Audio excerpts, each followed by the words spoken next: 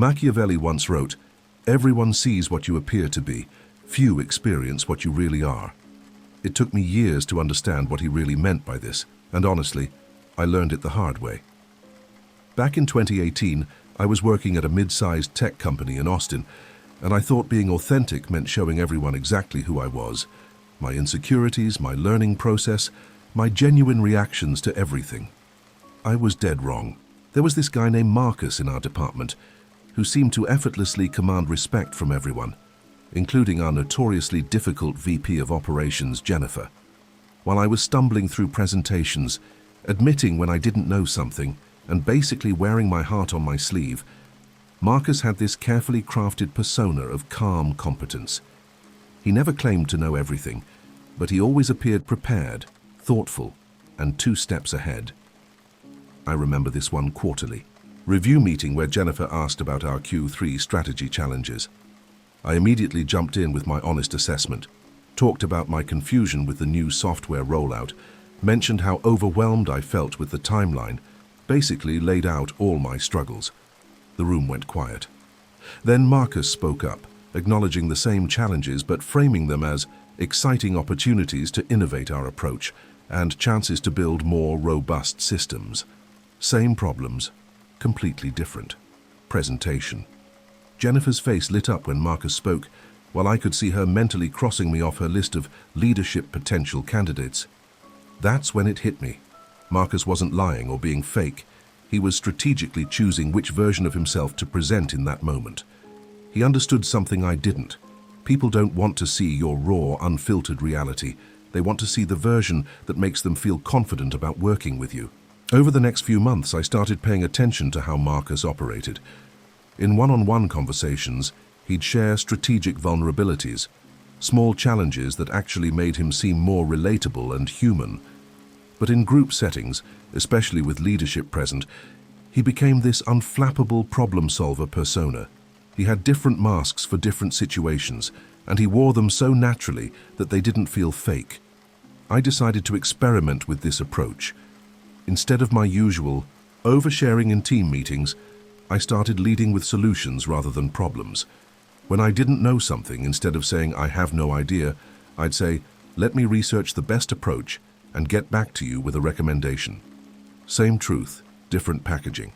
The change in how people responded to me was immediate and honestly a little shocking. The breakthrough moment came 6 months later during a budget planning session. Jennifer asked about potential cost savings in our department, and instead of my old habit of immediately highlighting everything that wasn't working, I presented 3 strategic options I'd been quietly developing. I positioned challenges as opportunities for efficiency gains. I wasn't lying or manipulating. I was choosing which aspects of reality to emphasize. Marcus pulled me aside after that meeting and said something I'll never forget. "You're finally learning to be the protagonist of your own story instead of the victim." That phrase changed everything for me. I realized that authenticity doesn't mean showing every emotion and thought.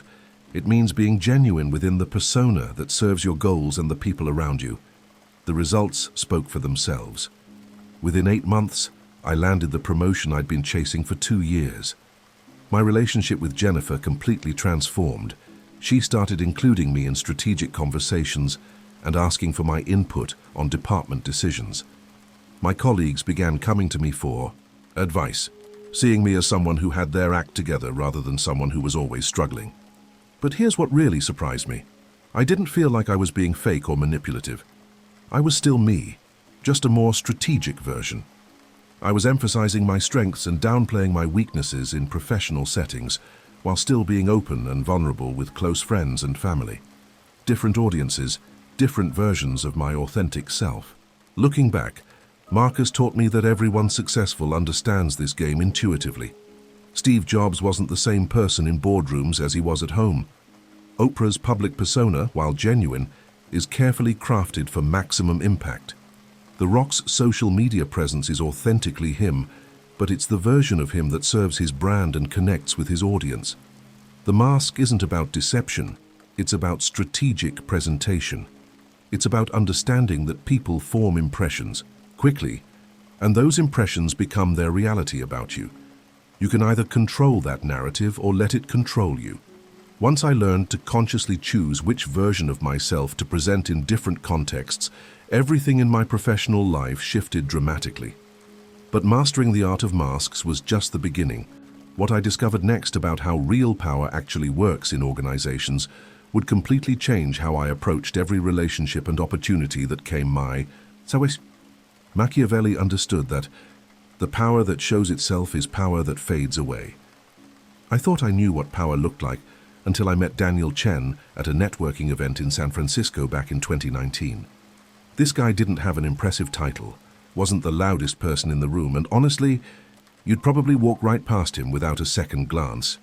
But within 30 minutes of watching him work that room, I realized I was witnessing something extraordinary. While everyone else was exchanging business cards and pitching their companies, Daniel was asking questions, really good questions.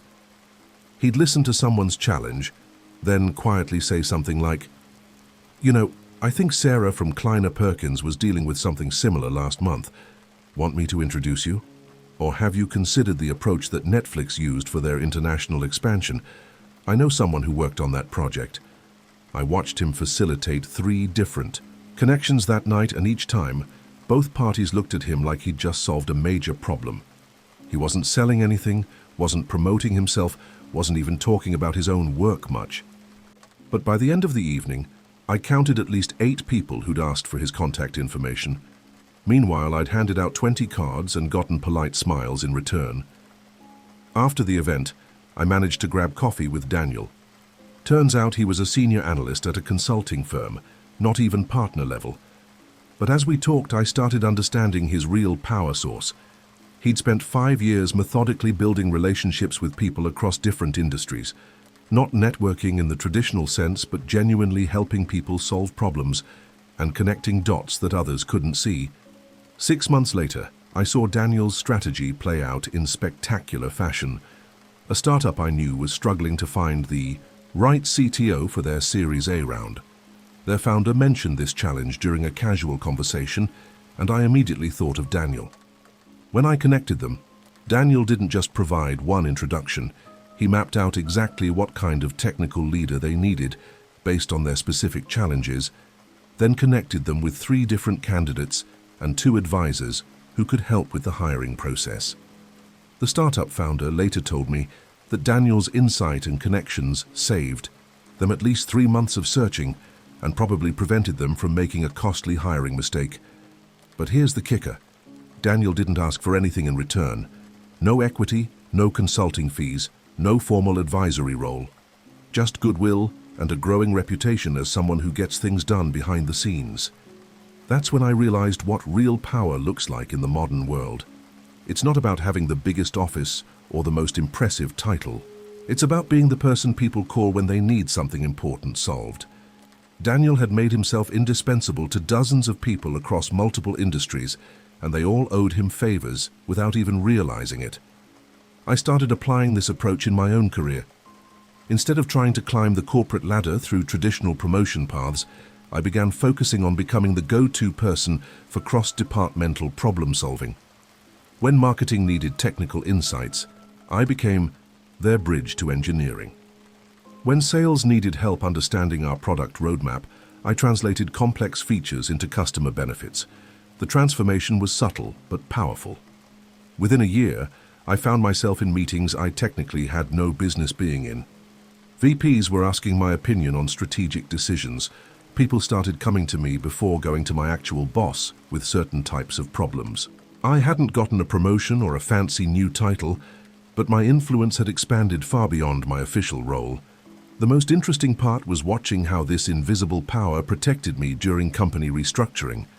While others worried about layoffs and reorganizations, I knew I was safe. Too many people across too many departments relied on me for things that weren't officially part of anyone else's job description. I'd made myself quietly essential to the organization's functioning. But Daniel taught me something even more valuable about invisible power: how to use it responsibly. Real power comes with the temptation to leverage it for personal gain, but the most sustainable approach is to keep creating value for others. The moment you start extracting more than you're giving, People notice, and that carefully built influence starts cracking. Looking back, I can see that every truly powerful person I've encountered operates this way. They're not the ones giving the flashy presentations or making the bold public statements. They're the ones having quiet conversations, making strategic introductions, and solving problems that others can't even see coming. They understand that influence built in shadows is far more durable than power displayed in spotlights. What fascinated me most was discovering that this invisible influence could be measured and tracked, but you had to know what signals to look for. And once I learned to read those signals in others, I stumbled onto something that changed everything about how I understood human motivation. Machiavelli wrote that men judge more by the eye than by the hand, and I wish I'd understood what he meant before I almost destroyed my relationship with my sister Emma back in 2020. On the surface, she was asking me to help her plan our parents' 30th anniversary party. Simple request, right? But I was so focused on what she was saying that I completely missed what she actually needed, and it nearly cost us years of trust. Emma had always been the responsible one in our family. She handled Dad's medical appointments, managed Mom's finances when she was overwhelmed, coordinated every holiday gathering. So when she called asking for help with the anniversary party, I immediately jumped into logistics mode. Venue options, catering menus, guest list management. I was ready to take charge and get things organized efficiently. But something felt off about her responses. Every suggestion I made, she'd agree to, but without enthusiasm. When I offered to handle the vendor communications, she said sure, but didn't sound relieved. When I created a detailed timeline and budget spreadsheet, she thanked me politely, but seemed almost distant. I couldn't figure out why she wasn't more grateful for all the work I was taking off her plate. The breakthrough came during a phone call when I suggested we hire a professional event planner to handle everything. Emma went quiet for a long moment, then said, "You know what, never mind, I'll just handle it myself like always." That's when I realized I'd been solving the wrong problem entirely. She wasn't asking for efficiency or logistics management. She was asking for partnership, for someone to share the emotional burden of caring for our parents. I thought back to our conversation with fresh perspective. Emma had mentioned feeling overwhelmed, but not with the party planning itself, with being the only one who seemed to worry about making our parents feel truly celebrated. She talked about wanting the party to feel personal and meaningful, not just well executed. She'd asked if I thought Dad would enjoy seeing his old army buddies, if Mom would prefer elegant or casual decorations. Those weren't logistics questions. They were her way of saying, I need someone else to care about this as much as I do. While I was optimizing for efficiency, she was optimizing for emotional connection and shared responsibility. My spreadsheets and vendor recommendations were actually making her feel more alone, not less burdened. I called her back and said, "Emma, I think I've been missing the point. This isn't about planning a party. It's about both of us showing our parents how much they mean to us. Can we start over?" The relief in her voice was immediate. We spent 2 hours on that call, not discussing logistics but sharing memories, talking about what would make our parents happiest, brainstorming ways to surprise them. The party planning became completely different after that conversation. Instead of dividing tasks efficiently, we worked on everything together. Emma handled the sentimental elements she was passionate about, creating a memory book, reaching out to old friends for video messages. I focused on the practical execution that supported her vision, but most importantly, we made every decision together, which meant Emma finally felt like someone else truly cared about honoring our parents. The anniversary party itself was beautiful, but what mattered more was how it strengthened my relationship with Emma. She later told me that she'd been feeling resentful about always being the family caretaker, and my initial response had reinforced her sense of being alone in that role. When I shifted from trying to solve her logistics problem to addressing her emotional need for partnership, everything changed. This experience taught me to look deeper than people's surface requests. In business, I started noticing when colleagues asked for help with projects, but really needed validation for their ideas. When friends complained about relationship problems, but actually wanted reassurance that they were handling things correctly. When my boss asked for status updates, but really needed confidence that his team had everything under control. I learned to listen for the emotions behind the asks, to pay attention to what people didn't say as much as what they did. Emma's situation taught me that the most important human motivations, feeling valued, supported, understood, often hide behind practical requests.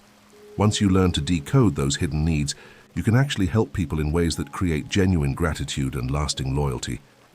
But understanding what people really want is only half the battle. What I discovered next about controlling those crucial first impressions would determine whether I ever got the chance to apply that understanding. Machiavelli said, "It is better to be feared than loved, but never despised." And I learned exactly what he meant during the most important 7 seconds of my career. It was March 2021, and I was walking into a conference room at Goldman Sachs in Manhattan to pitch our startup to a notoriously tough partner named Victoria Chen. Everything I thought I knew about making good first impressions was about to get demolished. I prepared for weeks, rehearsing my opening lines, perfecting my slide deck, even practicing my handshake with my co-founder Jake. My plan was to be humble, relatable, and authentic. Show them I was just a regular guy with a great idea. I figured they'd appreciate the down-to-earth approach after dealing with so many arrogant entrepreneurs. I was completely wrong. The moment I walked into that room, I could feel Victoria sizing me up.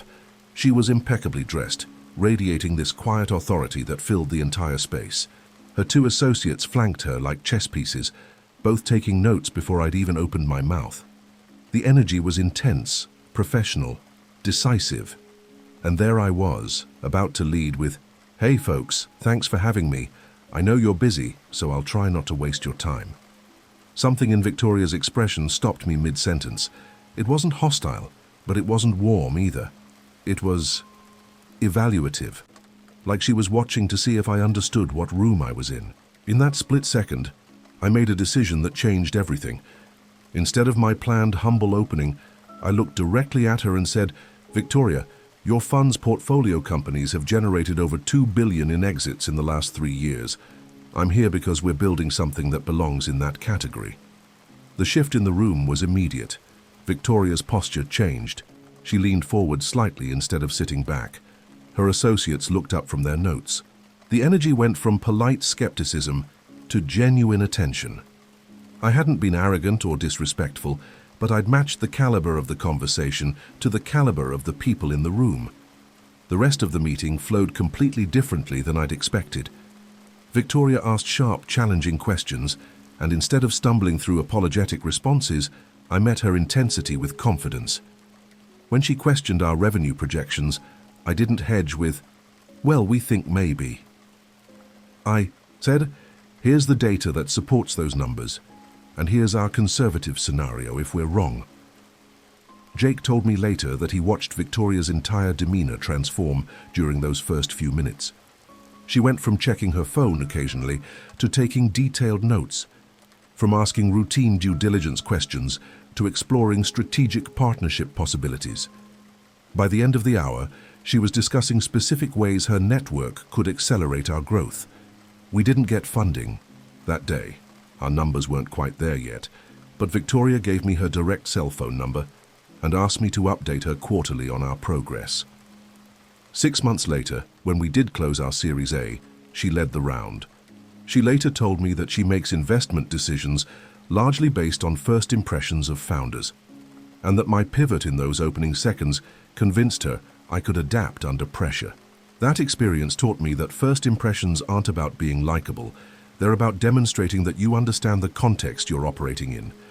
Victoria didn't need me to be relatable. She needed me to prove I could play at her level.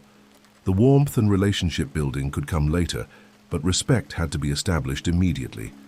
I started paying attention to how successful people calibrate their first impressions to different audiences. My friend Sarah, who's a surgeon, told me she learned early that patients want confidence and competence first, bedside manner second. My neighbor Tom, who sells enterprise software, discovered that C-suite executives respond to bold statements backed by data, while IT managers prefer methodical, risk-aware approaches. The key insight was realizing that first impressions are strategic decisions, not personality expressions. You're not trying to show who you are. You're trying to demonstrate that you can deliver what this specific person needs in this specific moment. It's about reading the room's energy and matching it appropriately, whether that means quiet competence, bold vision, or careful analysis. But here's what really changed my approach. I learned that you can recover from almost any first impression mistake if you handle it correctly. The month after the Victoria meeting, I completely botched an introduction to a potential client by being too aggressive when he clearly preferred a consultative approach. I caught myself mid-conversation, acknowledged the mismatch, and asked if we could start over with a different approach. He actually appreciated the self-awareness and course correction. What surprised me most was discovering that strategic first impressions aren't manipulation, they're consideration. When you calibrate your initial approach to what the other person needs to feel confident about you, you're actually being more respectful than just being authentic.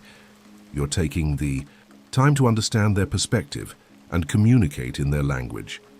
Now I spend the first few minutes of any important interaction not just presenting myself, but reading the other person's energy and adjusting accordingly. It's become second nature to ask myself, what does this person need to see from me right now to feel good about moving forward together? That simple question transformed how people respond to me in every context. But mastering first impressions was just the foundation. What I learned next about turning enemies into allies would prove even more valuable and a lot more dangerous if handled incorrectly. Machiavelli advised to keep your friends close, but your enemies closer. And I never understood the genius of this until my biggest workplace enemy became my most valuable advocate. Her name was Rachel Martinez, and for 8 months she made my life at Zentech absolutely miserable. What happened next taught me one of the most powerful lessons about human psychology I've ever learned. Rachel was the senior product manager when I joined as a marketing director in early 2020. From day one, she seemed determined to undermine everything I suggested. If I proposed a campaign strategy, she'd point out flaws in front of the entire team. When I requested product information for marketing materials, she'd delay responses or send incomplete data. During team meetings, she'd interrupt my presentations with concerns that always seemed designed to make me look unprepared. At first, I tried the standard approaches. I was extra polite, hoping to win her over with kindness. That didn't work. I tried being more assertive, matching her energy in meetings. That made things worse. I even complained to our mutual boss, David, but he just said Rachel was detail-oriented and suggested I work harder to address her concerns. I was starting to think one of us would have to leave the company. The breakthrough came during a particularly brutal quarterly review meeting where Rachel had systematically dismantled my campaign performance report. After the meeting, I was fuming. But then I remembered something my mentor had told me. Your enemies often see truths about you that your friends won't mention. So instead of avoiding Rachel, I did something counterintuitive. I asked her to coffee. She looked genuinely surprised when I approached her, probably expecting confrontation. Instead, I said, Rachel, I know we haven't been on the same page lately, but I respect your product expertise. I'm clearly missing something about how marketing and product should work together here. Would you be willing to help me understand what I'm doing wrong? The question caught her completely off guard. Over coffee, something fascinating happened. Rachel's entire demeanor changed when she realized I was genuinely asking for her input rather than defending my position. She started explaining her frustrations, how previous marketing directors had launched campaigns without understanding core product functionality, how customer feedback was being ignored in favor of flashy messaging, how she felt like marketing treated product as an afterthought. For the first time, I understood that Rachel wasn't trying to destroy me personally. She was protecting something she cared deeply about, product integrity and customer success. Her attacks on my work weren't malicious, they were defensive. She'd been burned by marketers who prioritized style over substance, and she was determined not to let it happen again. I spent the next hour asking detailed questions about product features, customer pain points, and technical limitations I'd never considered. Rachel became animated, even enthusiastic, as she explained the intricacies of our software.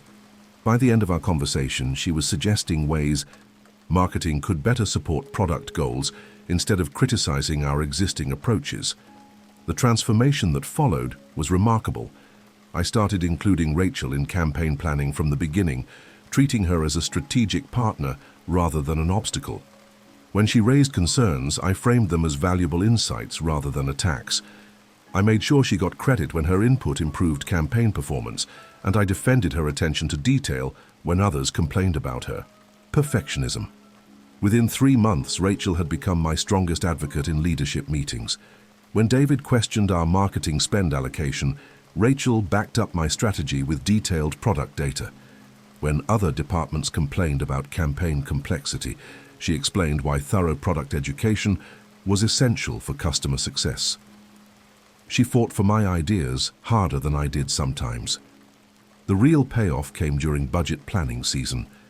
Rachel volunteered to co-present our integrated marketing product strategy to the executive team. Her technical credibility, combined with my marketing insights, created a presentation that not only secured our full budget request, but actually got us additional funding for a customer education initiative she'd proposed. What surprised me most was how this transformation affected my relationship with other difficult colleagues. Word spread that I'd somehow tamed Rachel, and people started approaching me differently. They saw that I could turn conflict into collaboration, which made them more willing to work with me on challenging projects.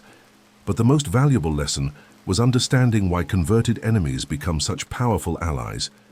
Rachel's support meant more to leadership than praise from naturally friendly colleagues, because everyone knew how critical she normally was. When she vouched for my work, it carried enormous weight, precisely because she'd been skeptical initially. I learned that resistance often masks passion, and criticism usually reveals care. The people who fight you hardest are often the ones who care most about the outcome. Once you identify what they're trying to protect and figure out how to protect it together, their intensity becomes your greatest asset, instead of your biggest obstacle. This approach has transformed how I handle every difficult relationship since then.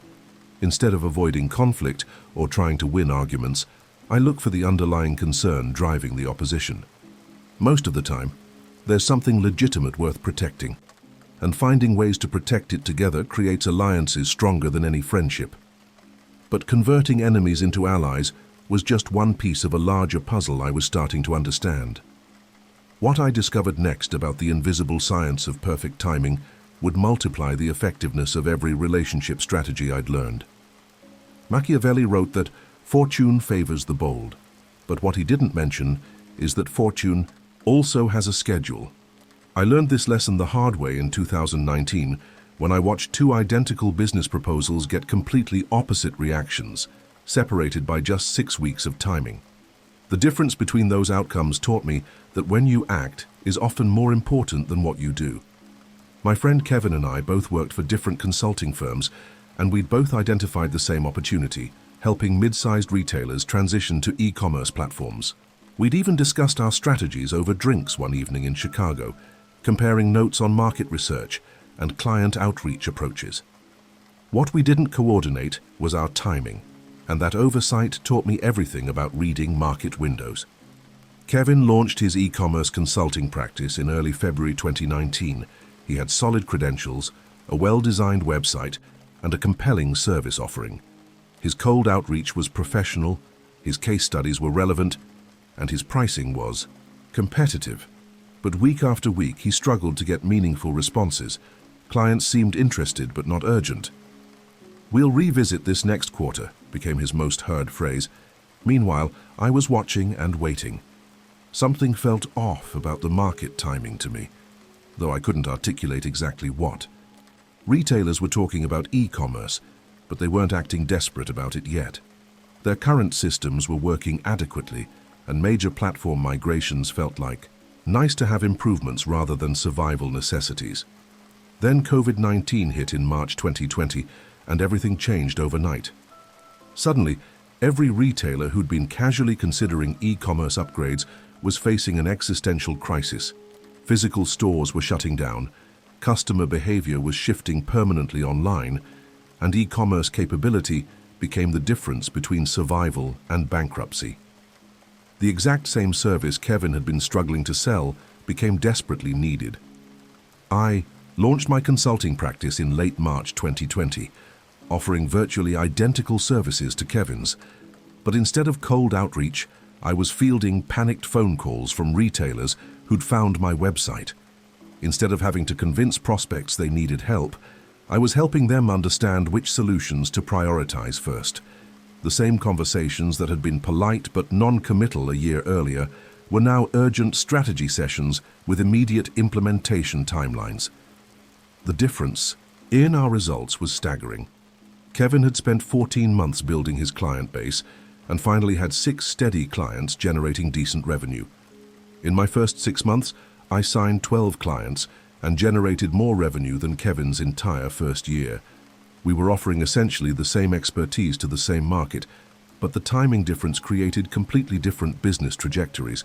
Kevin and I analyzed what had happened during a long conversation later that year.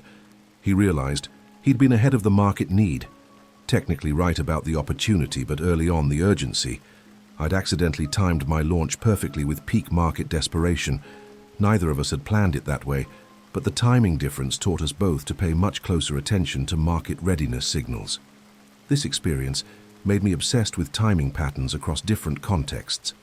I started noticing how successful product launches coincided with cultural moments, how career moves worked better during specific industry cycles, how even personal conversations had optimal timing windows. My colleague Sarah mentioned she'd been trying to negotiate remote work arrangements for months with no success, then got approval immediately after our company struggled with office space limitations. I began tracking what I called readiness indicators, signals that suggested when people or organizations were most open to change. Budget planning seasons for business proposals. Personal transition periods for career conversations. Crisis moments for problem-solving services. Cultural trend shifts for product launches. The same idea presented at the right moment could succeed dramatically, while identical timing presented too early or too late would struggle regardless of quality. The breakthrough insight was understanding that timing isn't just about external market conditions, it's about psychological readiness. People resist change until the pain of staying the same exceeds the pain of changing. Kevin's potential clients in 2019 weren't feeling enough pain from their current e-commerce limitations. By March 2020, that pain had become unbearable, making the exact same solution irresistible. I started applying this principle to everything from email outreach timing, to meeting scheduling, to relationship conversations. Instead of pushing when I felt ready, I learned to wait for signals that the other party was ready.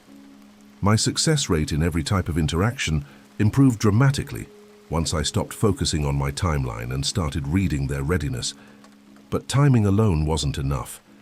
What I discovered next about the invisible architecture of influence would show me how to create the conditions where perfect timing and strategic positioning could multiply each other's impact exponentially. Machiavelli understood that it is not titles that honor men, but men that honor titles. I thought influence came from having impressive credentials or a compelling personal brand until I met Maria Gonzalez at an industry conference in Denver. She had no keynote speaking slot, no booth in the vendor hall, and honestly, I'd never heard of her company. But by the end of that 3-day event, she'd influenced more decisions than any of the headline speakers.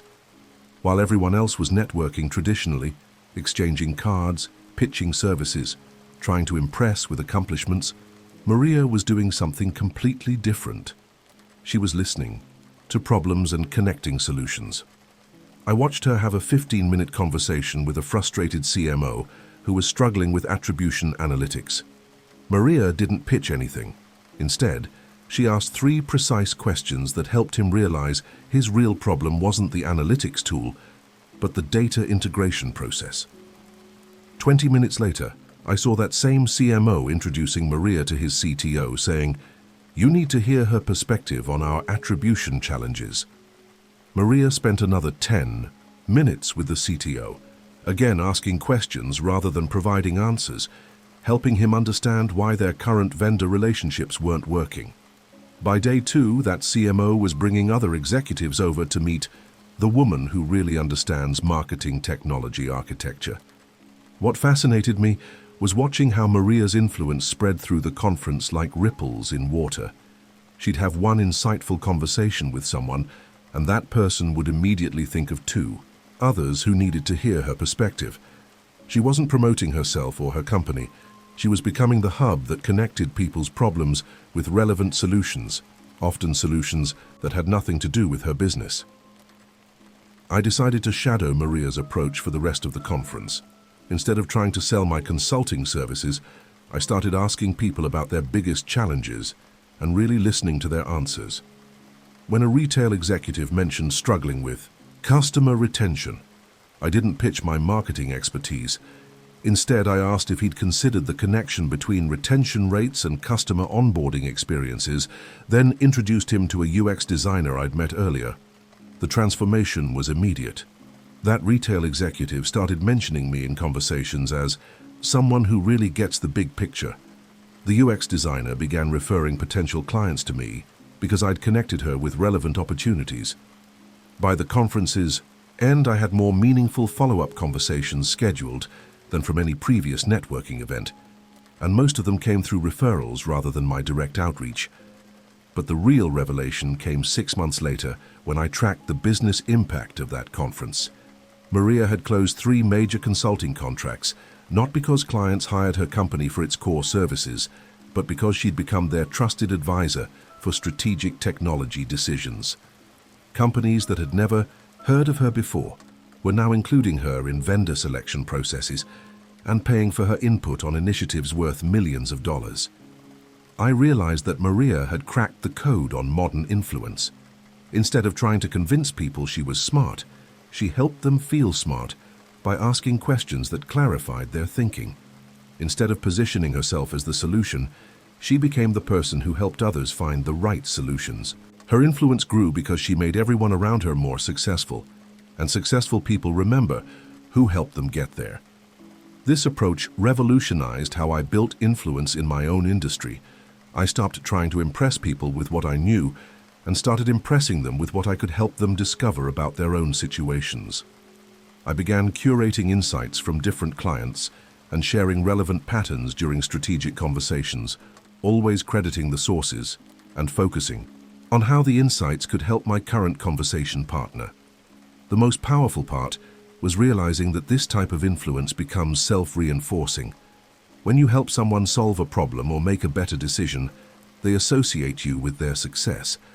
When they encounter similar challenges later, or when colleagues face related issues, you become the first person they think to consult. Your influence expands not because you're promoting it, but because others are promoting it for you.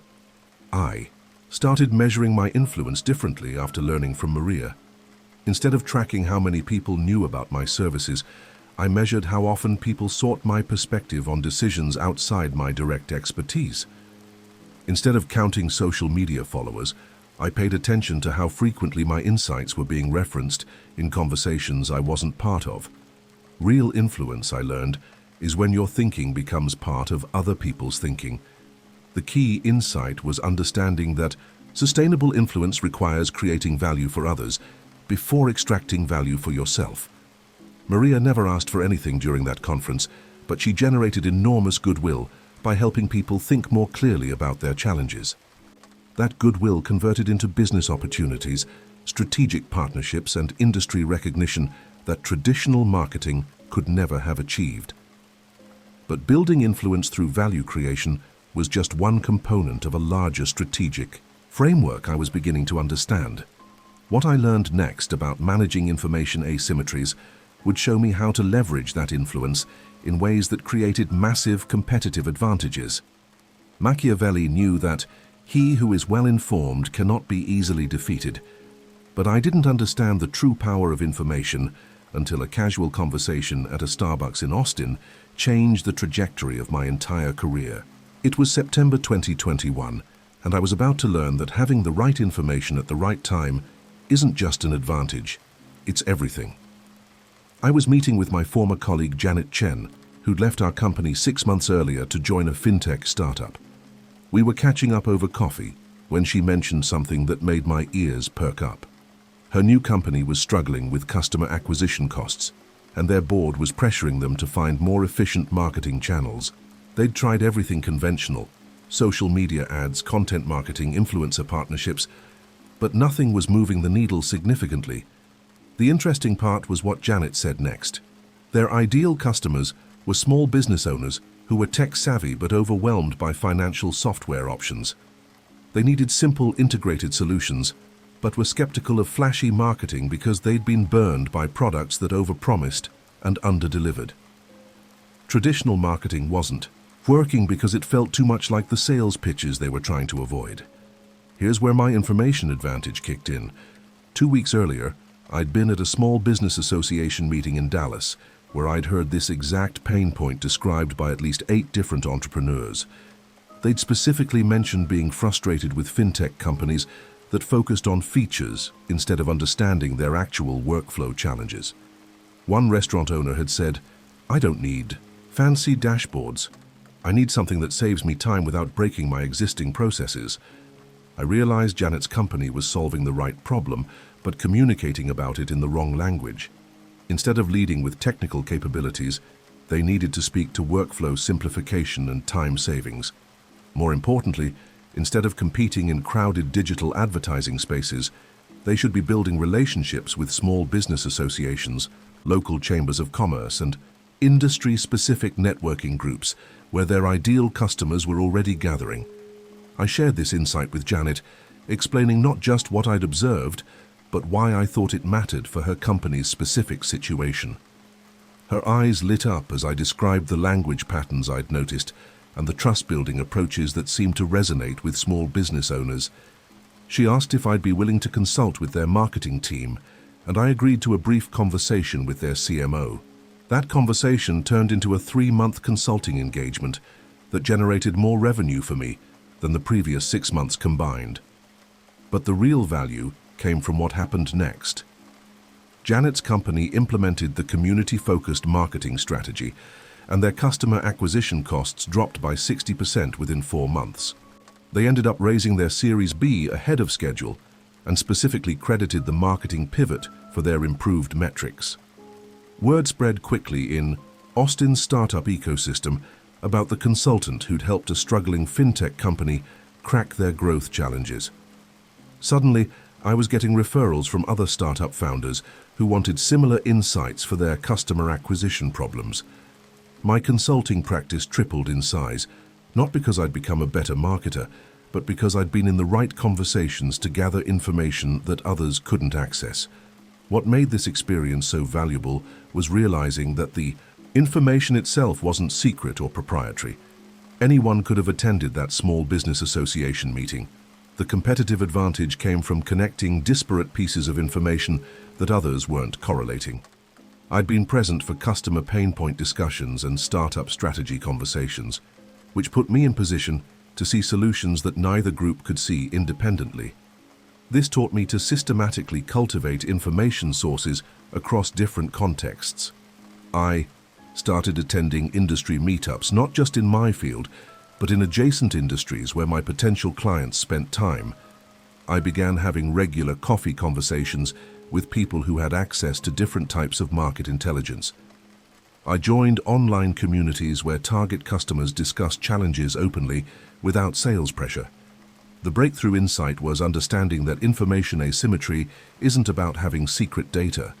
It's about having broader context than others in your space. When Janet's CMO later asked how I'd known their marketing approach wouldn't work, I explained that I'd heard their exact target customers expressing frustration with that approach. He'd been focused on competitor analysis and industry reports, but he hadn't been listening to customer conversations in unguarded moments. I learned to map information networks systematically.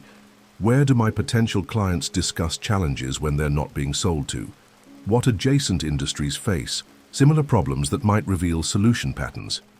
Which information sources do my competitors rely on, and what sources are they overlooking?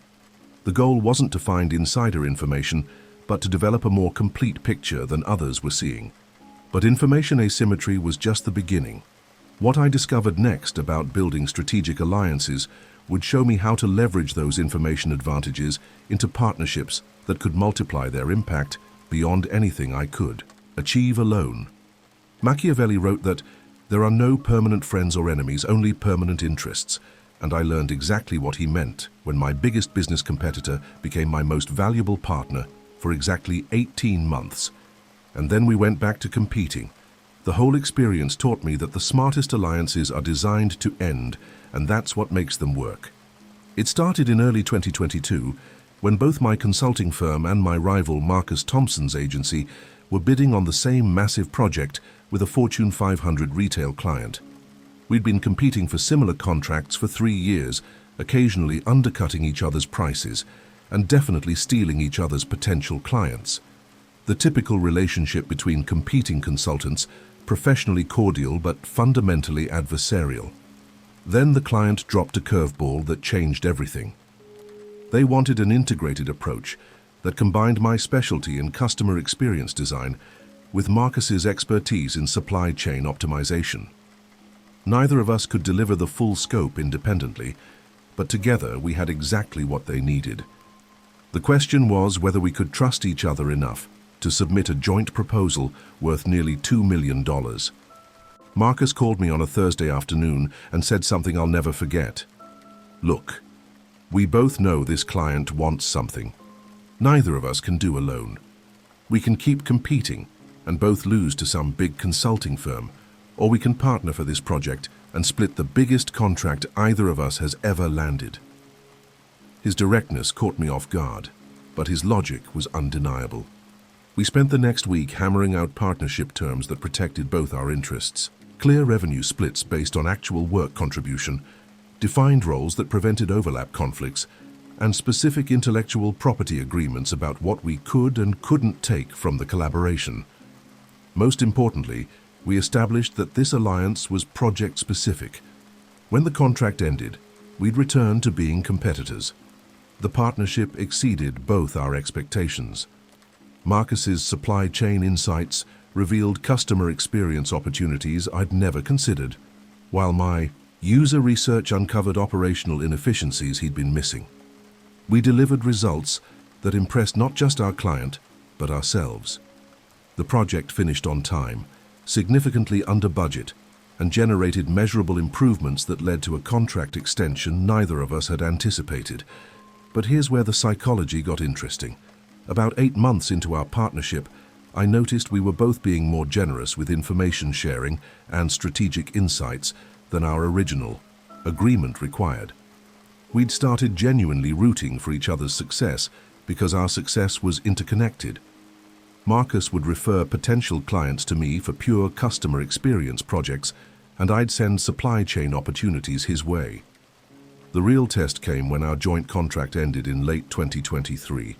We had a choice: try to extend the partnership into other projects or honor our original agreement to return to competition.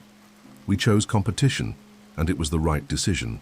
Our core businesses served different market segments, and trying to force ongoing collaboration would have diluted both our brands and created unnecessary complexity.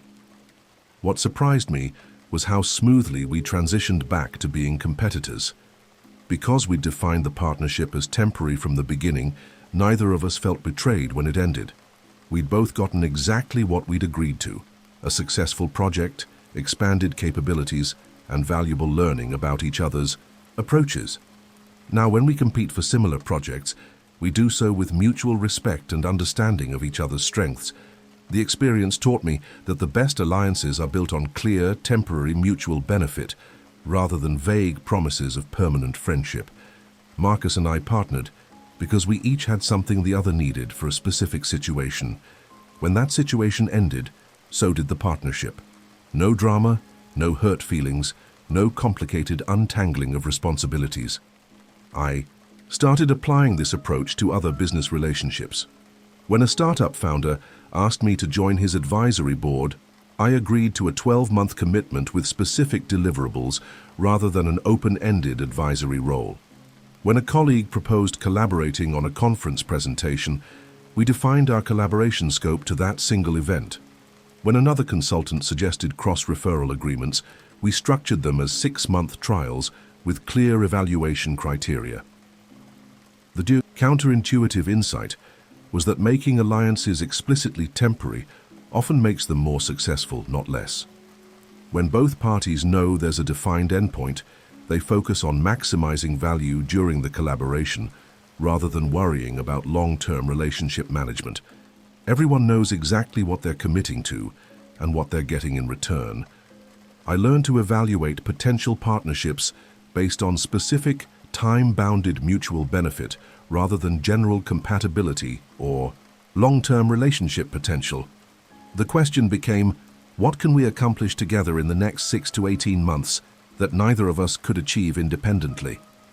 If there wasn't a clear answer, the alliance probably wasn't worth pursuing. But strategic alliances were just one aspect of a larger capability I was developing around managing multiple versions of reality simultaneously. What I discovered next about operating effectively across different contexts would prove essential for scaling these relationship strategies. Machiavelli said, "The prince must be like the fox and the lion," and I never understood what he meant until I found myself living 3 completely different versions of the same story simultaneously. It was during the most challenging period of my career, when our startup was simultaneously thriving, struggling, and pivoting, depending on who was asking and what they needed to hear. It was spring 2023, and our AI-powered customer service platform was in what venture capitalists politely call an interesting phase. We were growing rapidly in user adoption, but burning through cash faster than projected. Our product was genuinely solving problems for customers, but we were discovering that our original business model needed major adjustments. The same set of facts needed to be communicated very differently to investors, employees, and customers. To our investors, I emphasized our strong user engagement metrics, the clear product market fit we'd achieved, and our strategic pivot toward a more sustainable revenue model. I wasn't lying, these were all true, but I was focusing on the data points that showed progress and momentum. The conversations centered on how we were learning from early customer feedback to build a more scalable business. With our employees, I was more direct about challenges, but framed them as exciting opportunities to innovate. I shared the financial pressures we were facing, but positioned them as forcing functions that would make us more efficient and focused. The team needed to understand the urgency without panicking about job security. I emphasized how our customer success metrics proved we were building something valuable, and how the business model adjustments would actually strengthen our market position. For our customers, the narrative focused entirely on product improvements and enhanced service delivery. They didn't need to know about our internal financial stress or strategic pivots. They needed confidence that we were stable, growing, and committed to solving their problems. Every communication emphasized reliability, innovation, and our long-term commitment to their success. The challenge was keeping these narratives consistent without contradicting each other. The core facts remained the same across all 3 contexts: strong user adoption, cash flow challenges, business model evolution. But the emphasis, the framing, and the implications I drew from those facts varied dramatically based on what each audience needed to feel confident about moving forward with us. The most delicate moment came during a board meeting where one of our major customers happened to be presenting a case study about using our platform. I had to seamlessly transition between investor-focused strategic discussions and customer-focused success stories without creating confusion about our actual situation. The customer needed to see a stable, thriving company, while the investors needed to understand our operational realities. What saved me was having prepared for exactly this scenario. I developed what I called context bridges, ways to truthfully acknowledge different aspects of our situation depending on the audience present. When the customer mentioned our rapid feature development, I could authentically agree while privately signaling to investors that this agility came from our lean operation structure. The strategy worked because all 3 versions were fundamentally honest. They just emphasized different aspects of the same reality. We really were growing user adoption, customer narrative. We really were optimizing our business model, investor narrative. And we really were building a stronger company through focused execution, employee narrative. The art was knowing which truth each audience needed to hear most. 6 months later, our pivot proved successful. We closed a Series B funding round, stabilized our cash flow, and retained every major customer through the transition. But what I learned about managing multiple realities became invaluable beyond that specific crisis. Every leader deals with different stakeholder groups who need different types of assurance and information. I started applying this approach systematically to other complex situations. When launching new products, I developed different messaging frameworks for early adopters, emphasis on innovation, mainstream customers, emphasis on reliability, and internal teams, emphasis on market opportunity. When managing organizational changes, I'd craft different narratives for senior leadership, strategic benefits, middle management, implementation clarity, and frontline employees, day-to-day impact. The key insight was understanding that authenticity doesn't mean saying identical things to every audience. It means being genuinely truthful while adapting your communication to what each audience needs to understand and feel confident about. Different people require different information to make good decisions, and providing that information appropriately is actually more respectful than treating everyone identically. But managing multiple narratives required something I hadn't fully developed yet, a sophisticated understanding of risk assessment that could help me navigate the potential consequences when different realities occasionally collided. What I learned next about calculating invisible risks would prove essential for maintaining this level of strategic complexity. Machiavelli warned that he who abandons what is done for what ought to be done sooner learns ruin than preservation. I thought I understood risk management until a decision that seemed brilliantly strategic nearly destroyed everything I'd built. The risk I completely missed wasn't in the spreadsheets or the market analysis. It was hiding in plain sight, and it almost cost me my reputation, my business, and several important relationships. It was late 2022, and I'd been offered an incredible opportunity to partner with a well-known business influencer named Derek Martinez on a high-profile consulting project. Derek had over 200,000 followers, a best-selling book, and connections throughout Silicon Valley. The project itself was legitimate, helping a major retailer redesign their customer experience strategy, and the financial terms were exceptional. On paper, everything looked perfect. I did all the traditional due diligence. I researched the client, verified the budget, confirmed the project timeline, and negotiated clear deliverables. Derek's credentials checked out, his previous work was impressive, and multiple people vouched for his expertise. The contract terms protected my interests, the payment schedule was reasonable, and the scope aligned perfectly with my capabilities. Every quantifiable risk looked manageable. What I completely missed was the reputation risk brewing beneath Derek's polished exterior. 3 months into our partnership, a series of Twitter threads began surfacing about Derek's previous business practices. Former employees described a toxic work environment, unpaid contractors started sharing their experiences, and several women came forward with allegations about inappropriate behavior at industry events. The accusations gained momentum rapidly. Within 2 weeks, Derek went from respected thought leader to industry pariah.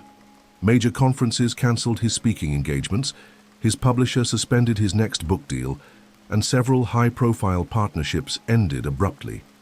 The avalanche was swift and devastating, and I was standing right next to him when it hit. The immediate damage to my business was severe.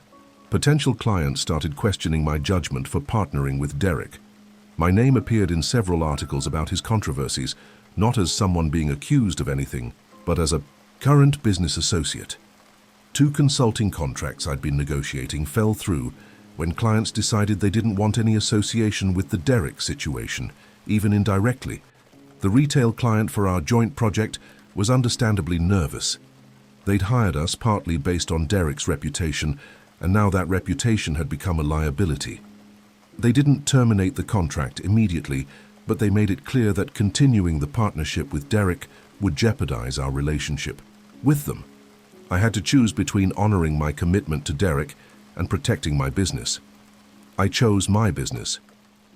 I ended the partnership with Derek, took a significant financial hit from breaking our agreement, and completed the retail project solo. It was the right decision strategically, but it felt awful personally. Derek was dealing with his own crisis, and my departure added to his professional isolation. The whole situation taught me that some risks can't be quantified because they emerge from human behavior patterns that aren't captured in traditional risk assessments. What made this experience so educational was realizing how many warning signs I'd overlooked because they weren't in my risk framework. Derek's high employee turnover, which I'd attributed to startup culture. His tendency to dominate conversations and dismiss other people's contributions, which I'd interpreted as confidence. The way he talked about former business partners, always portraying himself as the victim of their unreasonableness. I started developing what I called character risk assessment, evaluating potential partners and clients based on behavioral patterns that could create reputation or relationship risks down the line. How do they treat service staff in restaurants? How do they speak about people who aren't present? Do they take responsibility when things go wrong? Or do they consistently blame external factors? The insight that changed everything was understanding that in our interconnected world, character risks often outweigh financial or operational risks. A business partnership can survive budget overruns, timeline delays, or scope changes. It's much harder to survive association with someone whose character flaws become public scandals.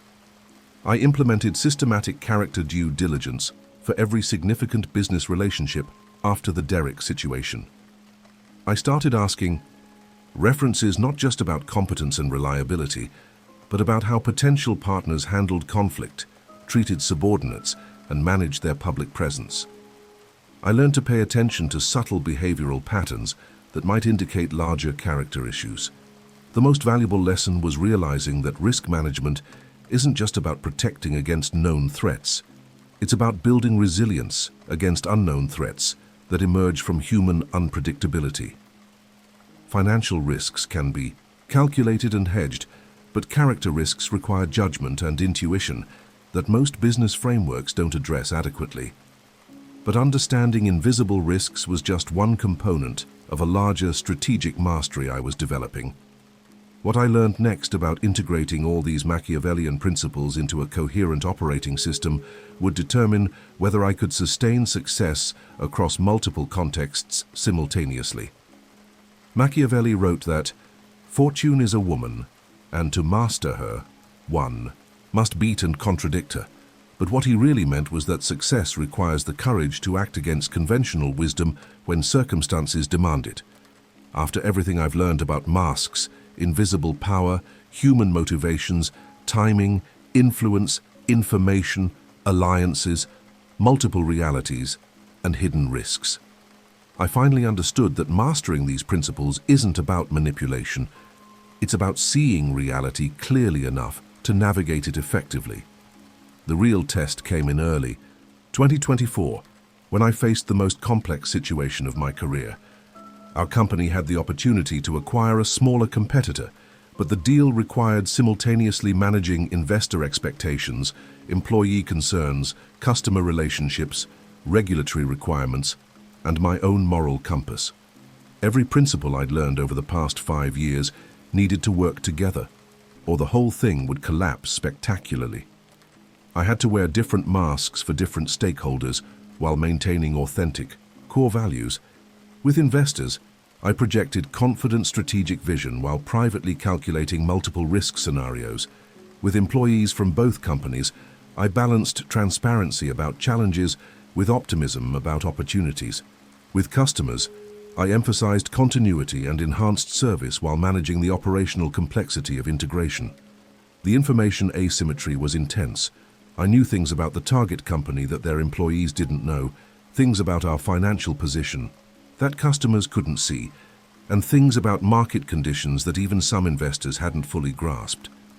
Managing all that information responsibly while advancing the deal required constant calibration between different versions of truth for different audiences. Timing became everything. The regulatory approval process had specific windows. The target company's key employees had retention requirements, and our customers needed reassurance during particular budget cycles.